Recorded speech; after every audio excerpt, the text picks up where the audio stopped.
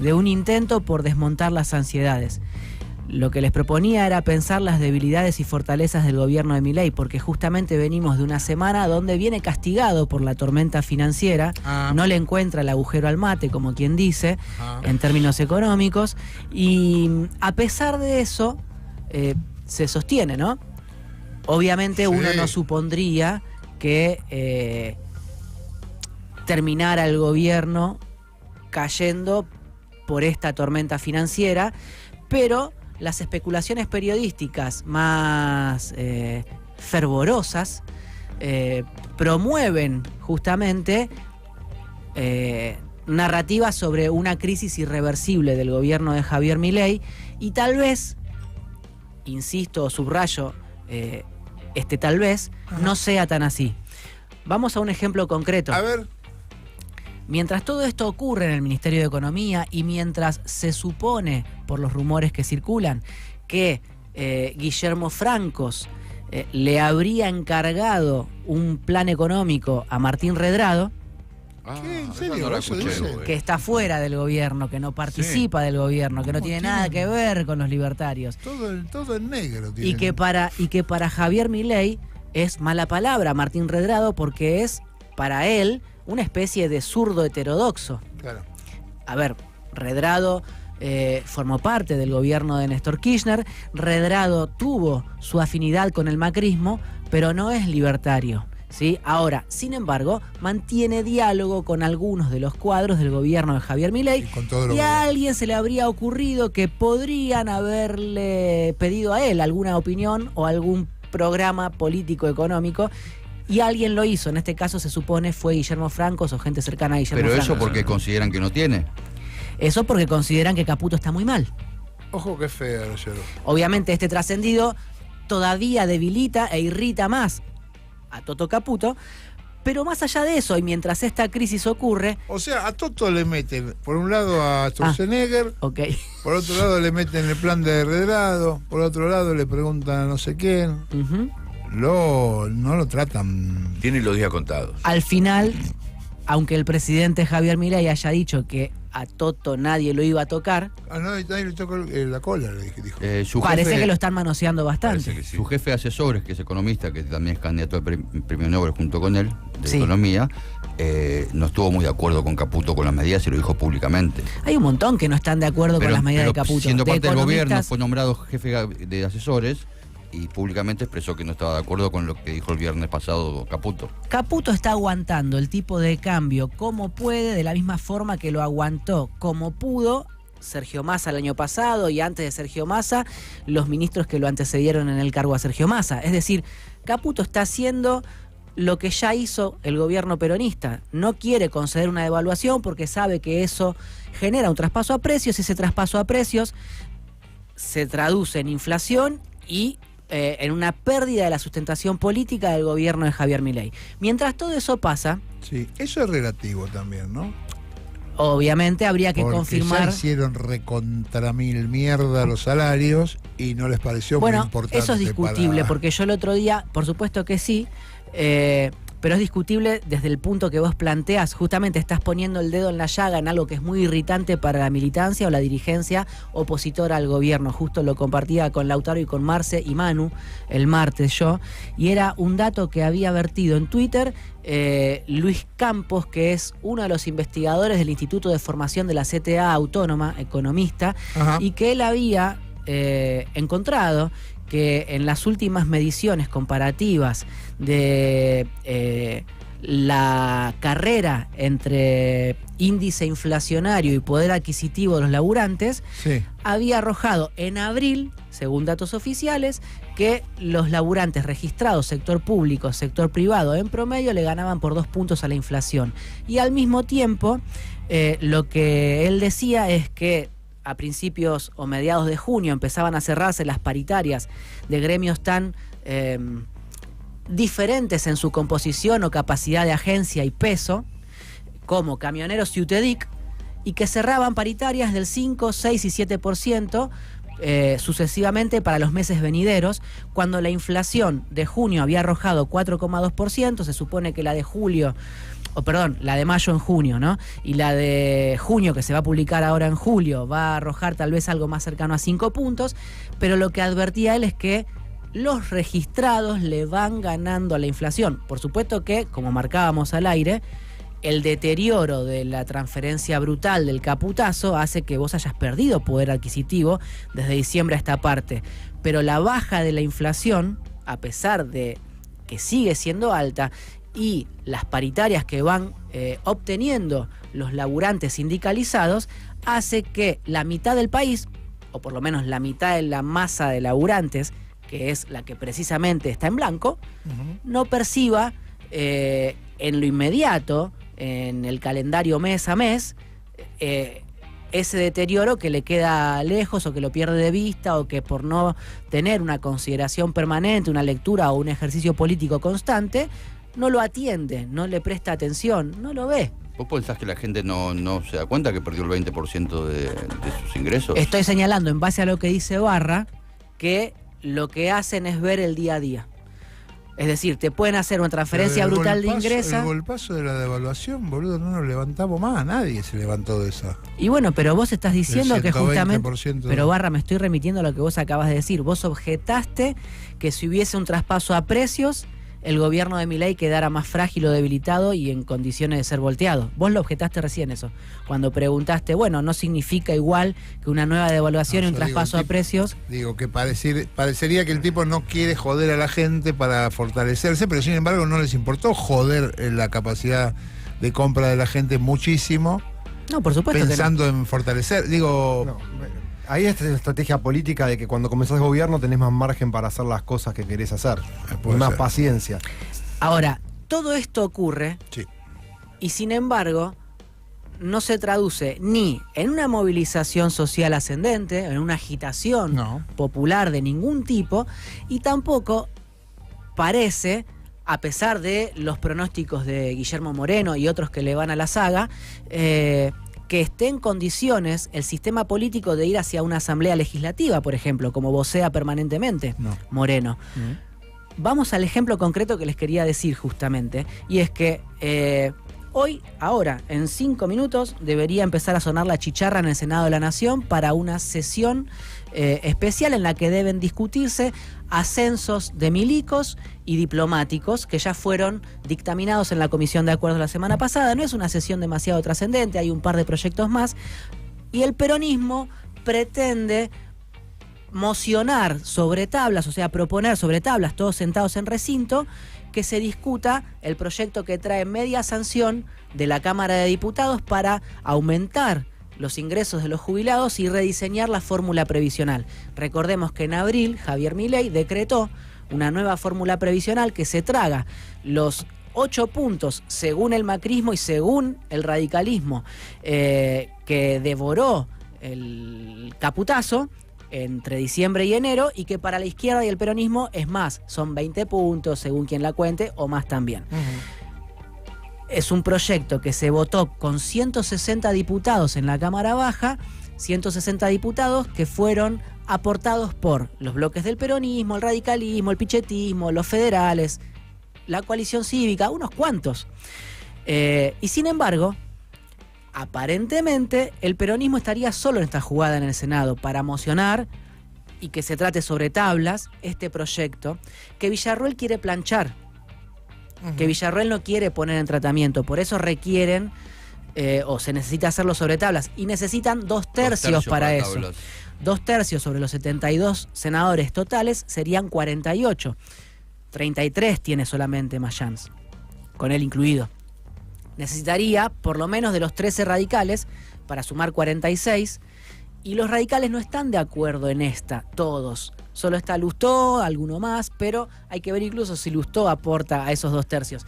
Ahora, este es un dato como para advertirles a aquellos periodistas, dirigentes, militantes, que creen que la revolución o la asamblea legislativa, cualquiera de esas cosas, están a la vuelta de la esquina, y decirles, miren que no están pudiendo siquiera darle a los jubilados una recomposición de sus saberes, porque los radicales no ayudan, porque los federales se abren de gambas, porque Villarruel es mucho más pilla que el peronismo, porque ayer en la comisión, en el plenario de comisiones de trabajo y de previsión social, el peronismo se desayunó que los libertarios tenían una estrategia nueva para demorar, dilatar o nunca tratar este proyecto que venía con media sanción de la Cámara de Diputados para recomponer los haberes jubilatorios.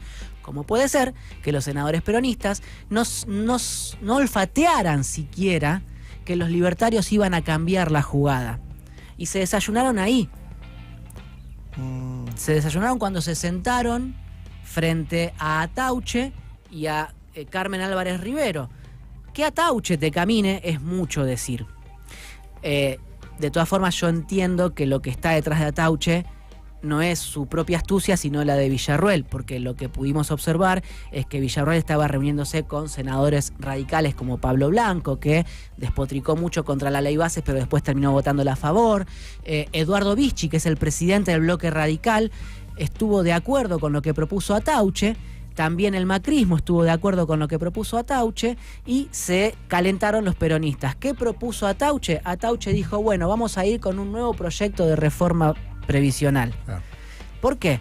Porque como el peronismo y el radicalismo venían con los bríos de la Cámara de Diputados a darle la media sanción faltante o la sanción definitiva al proyecto anterior, acorralada, Villarruel dijo, ok, entierro el decreto de Milei, lo sacrifico y pongo a negociación un nuevo proyecto. Y con esto dilato la discusión, no damos el aumento ahora y en todo caso si damos un aumento no es el aumento que sancionaron en diputados los radicales, los pichetistas, los peronistas, los kirchneristas, la izquierda. Sí, bueno, es que son muchos. Ahora, los radicales y la gente del PRO que dijo que ya no le iban a votar toda Milei como carta blanca, no lo están cumpliendo porque le siguen la jugada esta. Pero no dijeron nada, dijeron no todo, no se sabe cuál es el que no. Bueno, y justo se da al mismo tiempo que Macri decide profundizar esa diferenciación. Sí.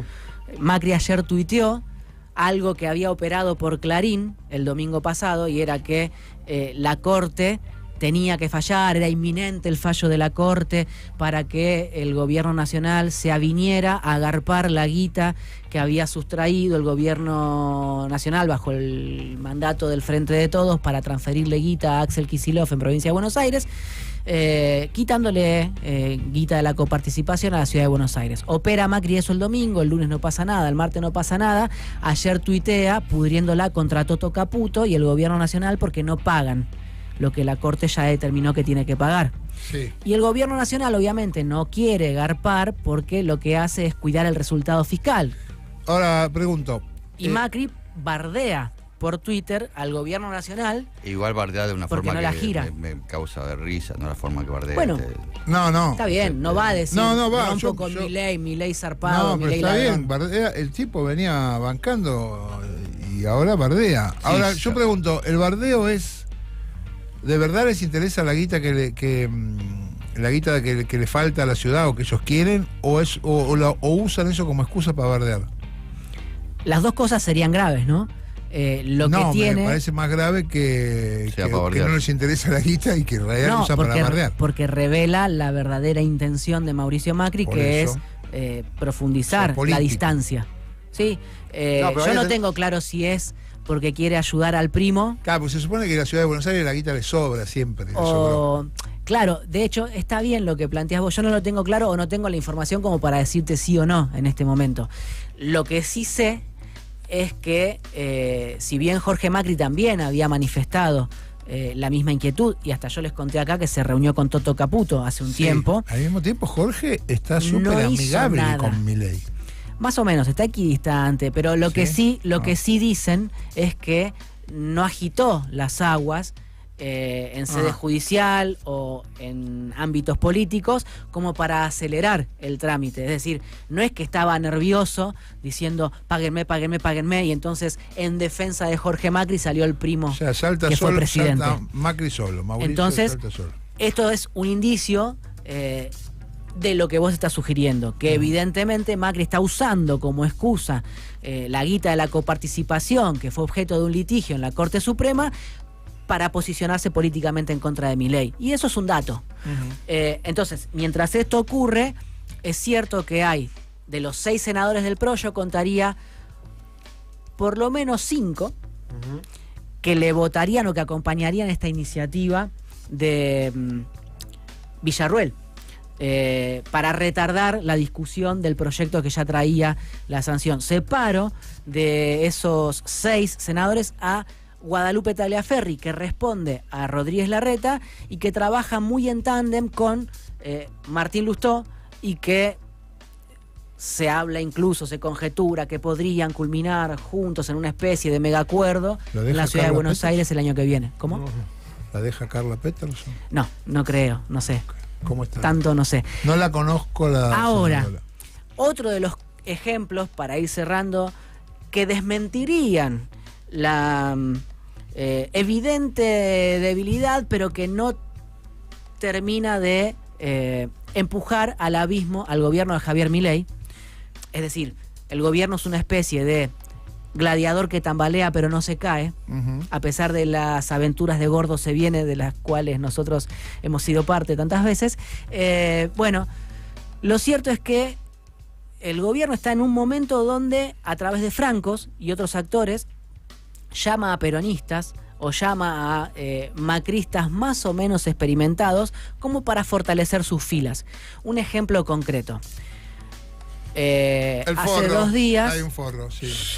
No, más allá de los que ya conocemos. Sí, pero eso ya sabemos. Hace 2 días... No, hay uno que no comentamos. Bueno, no importa, sí. Bueno, si querés después lo reponemos, pero hace 2 días... Belli se llama. Hace 2 días le intervinieron la presidencia de la Cámara de Diputados a Martín Menem. ¿Sí? ¿Qué?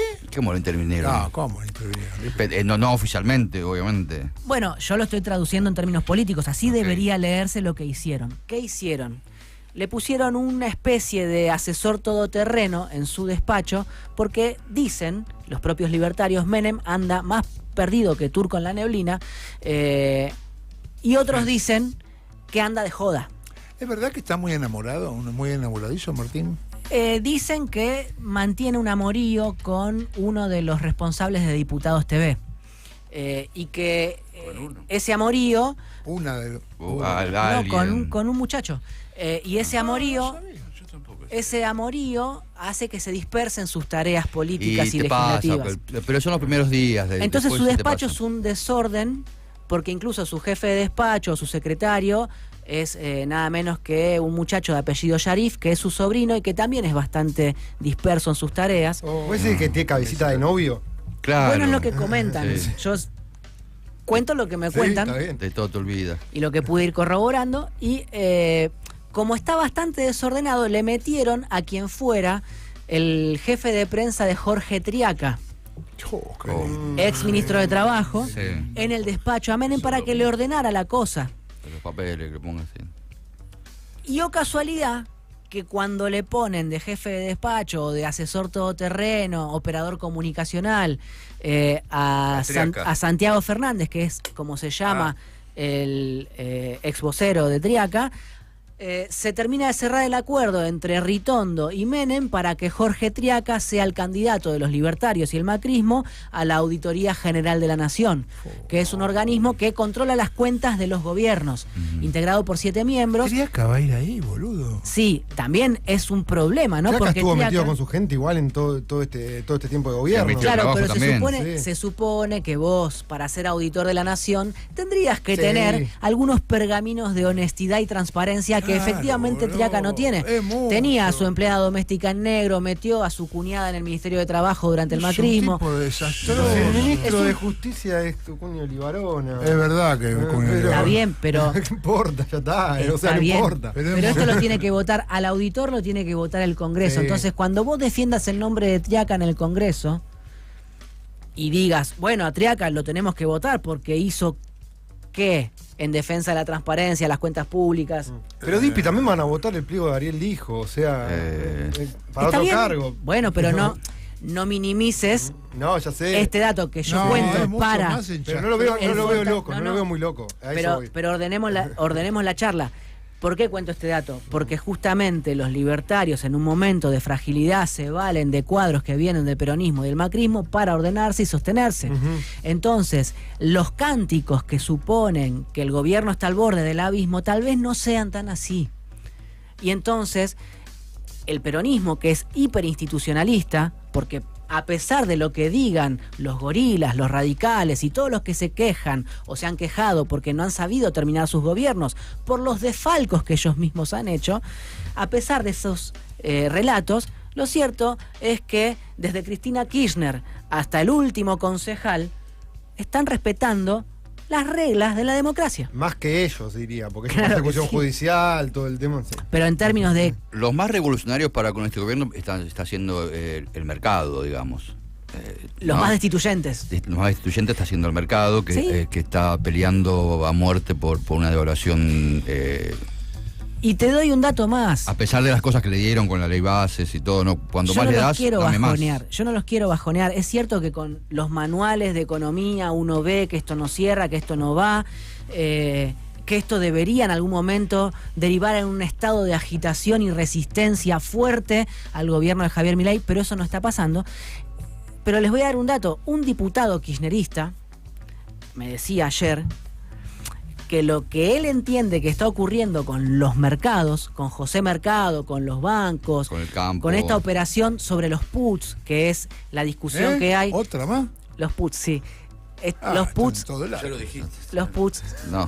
es lo que está en Sí. el centro de la discusión de la conferencia que dieron Santiago Bausili y Toto Caputo. Toto también. Caputo habló de puts el viernes pasado, Capuz. anunciando que Bien. el lunes ¿Qué son los put? los puts son Bueno, Carlos. los... Contalo para... Para Doña Tota. Sí, sí. Y no se Hay dice por ahí, putz, hay no se dice niños, putz, hay se dice de niños. otra forma, no se dice putz. Es lo que tiene que No escuché garpar, eso, boludo. es lo que tiene que garpar el Banco Central cuando se liquida, cuando el tenedor de un título público vende ese título y son los intereses que tiene que pagar en base a eso. Ah, ok. Cuando... Los bancos vienen advirtiendo desde febrero pasado que el Banco Central no tiene la plata para reponer eso, para hacer frente a eso. ¿Los Cuando... puts son previsibles o es cuando o yo hoy vendo y me lo tenés que pagar? Yo tengo el título, te lo vendo hoy o se sabe cuándo me lo tenés que pagar? Eso no entiendo. ¿Se entiende la pregunta? Sí, no tengo claro si se sabe o no se sabe. Son, Sí. son lo O sea, que vos ¿son tenés que pagar. vencimientos o es una guita que debes y en cualquier momento te hacen una corrida? No, está bien. no. Te hacen- Las LELIC y las LEVAC tienen vencimiento. Ahora hay LELIC nada más. Ajá. Pero eso mismo que ellos inventaron tenía un put que era la guita extra que tenían que pagar en concepto de intereses. Y se es mucha supone. guita. 18 billones de dólares. ¿Qué? Sí, algo así. Entonces, anuncian que transfieren o que pasan esos títulos al Tesoro y no al Central y que dejan de emitir. La forma de garpar eso era emitiendo. Entonces, si no van a emitir, no tienen cómo garpar. ¿Cómo va a hacer el Tesoro para garpar eso? Entonces los bancos se ponen nerviosos. Pero lo que me dice este diputado kirchnerista, hipercombativo, es que él supone que los bancos van a terminar arreglando porque no quieren voltear al gobierno de Milei. No, los bancos lo que quieren es la plata. Está bien, pero O sea, fíjate cómo arrancó esta parte de la conversación. Los más destituyentes son los del mercado, en este contexto, pero sin embargo un diputado kirchnerista me está diciendo no lo van a destituir, están tratando de encontrar la forma de que le paguen los puts. El presupuesto Claro. 2025 Claro. que presenta Caputo adelantadamente, Ujú. ¿responde a esta necesidad de dar explicaciones de a dónde apunta? a dónde No, va? es obligatorio, digamos. Es un no presentó el presupuesto, presentó las Es un- pautas del presupuesto. Sí, pero, que- pauta, sí. pero la pregunta está bien. Sí. Nunca se le dio tanta prensa al informe de avance del presupuesto. Ayer se presentó o se giró al Congreso de la Nación el informe de avance del presupuesto que contiene la ejecución presupuestaria del presupuesto 2024 hasta acá, la proyección para el semestre que sigue y lo que dice el gobierno que pondría en el presupuesto el año que viene. Por más que sea legal o que esté establecido... Está en norma, digamos, ¿no? que esté establecido que deba ser así, que se deba presentar a mitad de año el informe de avance, lo cierto es que los periodistas nunca hablan del informe No, de avance. jamás. La razón por la que todos estamos hablando del informe de avance es por la fragilidad en términos económicos y financieros del gobierno, por la fragilidad de Caputo y porque lo que hizo en un contexto de presión sobre el tipo de cambio fue decir que para diciembre, en ese informe, para diciembre de este año el dólar oficial va a estar en 1.016 pesos. Es una risa. Igual sosteniendo el crawling peg, que es la devaluación del 2% mensual. Igual es claramente una movida mediática. Bueno, sí. La cobertura mediática sobre el gobierno, porque claro, el título en los diarios, en todos los portales, pasó de el dólar está a tanto a Caputo presentó el presupuesto con un dólar a 1.016 a fin de año. Todos, de uno, agarrar todos los portales. Es una cobertura mediática. Sí, por eso. Antes no se hacía porque antes no estaba Milei. Pero por eso digo que lo presentaron, la pregunta ahí apuntaba a eso, que lo presentan ahora, en este momento y de esta manera tan mediática para responder a lo que están haciendo los mercados. Sí, y un detalle más. Recuerden ustedes, cada vez que escuchen a alguien decir que se viene la Asamblea Legislativa, que el gobierno de Milei está por caer, que está todo mal y ya, recuerden ustedes que algo así también se dijo el año pasado nomás, o el anteaño, cuando Massa agarró la manija del Ministerio de Economía. Sí. Se hablaba de Asamblea Legislativa, se hablaba de que no terminaba el mandato al Frente de Todos. Sí, pero eso no es justo tampoco. No, lo que quiero decir... Porque la verdad que acá están dadas las condiciones para que en 24 horas se recontrapudra todo, porque todo está agarrado con alfilercitos chiquititos. El gobierno de Alberto, por más crisis que sufriera, por más masa, no estaba agarrado con lo que quiero decir... Chiquito. Bueno, es que lo que quiero decir es que la institucionalidad de lo que cimentan los actores políticos en Argentina es más fuerte que las especulaciones de este tipo. No es solo porque el gobierno del Frente de Todos, por supuesto que así lo creo yo y lo creemos todos, no causaba el estrago que está causando este gobierno, no iba contra los sectores populares, no iba contra los laburantes. Yo... lo dije siempre, no estoy haciendo una crítica a Massa o al gobierno, lo que estoy diciendo yo estoy es... hablando de estabilidad, de equilibrio, de las cosas acomodadas de manera tal que estén estables, estabilidad. Lo que estoy diciendo es que así como el mercado o los medios durante el gobierno de Alberto Fernández pretendieron instalar la versión de que se venía la Asamblea Legislativa y no pudieron, lo que digo es guarda con caer en el mismo mecanismo, a animar determinadas versiones y al mismo tiempo defraudar o limar las expectativas de una militancia que está tratando de buscar la forma de hallar contención en algún lado. Y tal vez en esta especie de ilusión de voltear al gobierno de Milei, hay humo que alguien compra. Hay varios factores en todo esto. Primero, la imprevisibilidad de todo esto. No sabemos que... No hablo ni desde la política, hablo de la sociedad. Sí. ¿No? Porque vos decís, bueno, ahora le ganó un poquito de inflación, pero la realidad es que la recaudación del IVA el mes pasado cayó casi un 21%, lo que significa que nadie está comprando nada, básicamente. No sé, yo en mis cálculos veo que termina el gobierno de Milei, pero no sé, no lo podemos saber. Que termina el mandato. Que termina el mandato y que, como no veo ningún tipo de salida, creo que va a fracasar estrepitosamente el modelo que propone Milei, no va a ser reelecto. Eso es lo que yo veo. Ahora, después, en tema, político de Asamblea Legislativa, con la gente que uno habla del peronismo, la mayoría ve que termina el mandato. El cálculo que se hace es ese, desde el... Yo creo que hay una...